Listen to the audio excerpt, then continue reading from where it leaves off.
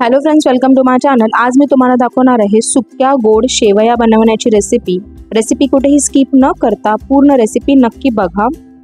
सुक्या गोड शेवया बनवण्यासाठी इथे मी एक पॅन घेतला आहे आणि पॅन मध्ये 1 चमचा भरून साजूक तूप टाकून घेतले।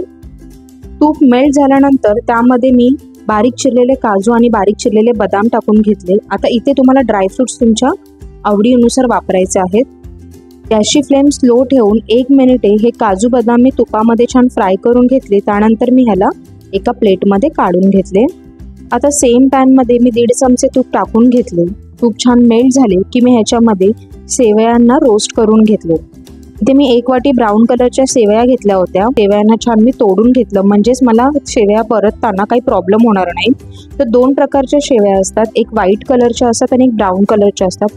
ब्राऊन कलरच्या ज्या असतात त्या ऑलरेडी रोस्ट केलेल्या असतात, म्हणून ह्यांना जास्त परतण्याची एवढी गरज भासत नाही। पण जर तुम्ही व्हाईट कलरच्या शेवया वापरत आहेत म्हणजे सफेद रंगाच्या, तर त्याला तुम्हाला 7-8 मिनिटे मंद आचेवरती छान परतून घ्यायचं आहे। तर इथे मी ब्राऊन कलरच्या शेवया वापरलेल्या आहेत, म्हणून मी गॅसची फ्लेम स्लो ठेवून 3 ते 4 मिनिटे स्लो फ्लेमवरती या शेवया परतून घेतल्या। 3 ते 4 मिनिटे झाल्यानंतर या शेवयांमध्ये इथे मी अर्धा कप दूध टाकून घेतलेलं आहे। तर तुम्हाला दुधाऐवजी ते पाण्याचा वापर करायचा असेल तर तुम्ही पाण्याचा वापरही करू शकता।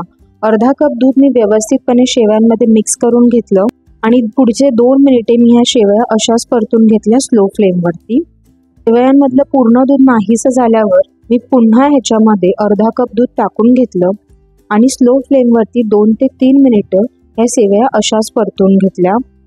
आतापर्यंत टोटल 8 मिनिटं मी ह्या सेवया स्लो फ्लेमवरती अशाच परतून घेतल्या होत्या। मग मी पॅनवरती झाकण ठेवले 5 मिनिटांसाठी आणि गॅसची फ्लेम स्लोच ठेवली। 5 मिनिटांनंतर मी पॅनवरचे झाकण काढले, सेवयांना पुन्हा एकदा परतवून घेतले। आतापर्यंत 13 मिनिटे मी ह्या शेवया परतल्या होत्या। मग मी या पॉइंटला पाव चमचा वेलची पूड टाकून घेतली, कारण की माझ्या शेवया खूप कमी होत्या, त्यामुळे मी इथे कमी वेलची पूडचा वापर केला होता। इथे माझ्याकडे 2 मेजरिंग स्पून आहे, एक हे पिंक कलरचा आणि दुसरं जे आपलं टेबल स्पूनवाला स्पून असतं ते वाला आहे।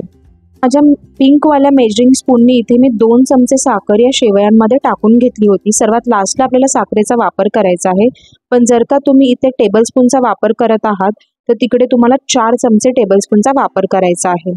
पण जर का तुम्हाला जास्त गोड लागत असेल तर तुम्ही तुमच्या चवीनुसार इथे साखरेचा वापर करू शकता। साखर शेवयांमध्ये छान मिक्स करून घेतली। मग मी पॅनवरती झाकण ठेवले आणि साखर मेल्ट होण्याची वाट बघितली। मग मी पॅनवरचे झाकण काढले, साखर माझी मेल्ट झाली होती। व्यवस्थितपणे शेवया मी मिक्स करून घेतल्या आणि जे परतून घेतलेले आधीच ड्रायफ्रुट्स होते ते मी या शेवयांमध्ये लास्टला ॲड करून घेतले आणि त्यांना सुद्धा मिक्स करून 1 मिनिट हे शेवया मी अशाच परतून घेतल्या। आता मी पॅनवरती झाकण ठेवले आणि 2 मिनिटं एक वाफ काढून घेतली।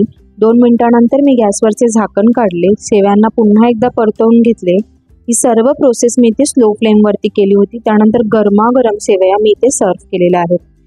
माझ्या सुक्या गोड शेवयांची रेसिपी घरात नक्की ट्राय करून बघा आणि जर का तुम्हाला माझी रेसिपी आवडली असेल तर माझ्या चॅनलला लाईक, शेअर आणि सबस्क्राईब करायला विसरू नका।